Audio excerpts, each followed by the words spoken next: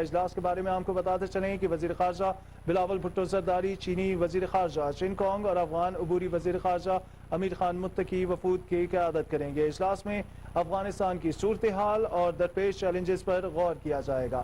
ساتھ ہی ساتھ آپ کو بتاتے چلیں کہ چین کے وزیر خارجہ چن کانگ اس دورے کے دوران وزیر خارجہ بلاول بھٹو زرداری کے ہمراہ پاک چین اسٹریٹجک ڈائیلاگ کے چوتھے دور کی مشترکہ طور پر صدارت بھی کریں گے۔ یہ مناظر ہیں وزارت خارجہ کے، جہاں پر چین کے وزیر خارجہ چن کانگ پہلی مرتبہ اپنا منصب سنبھالنے کے بعد پاکستان کا دورہ کر رہے ہیں۔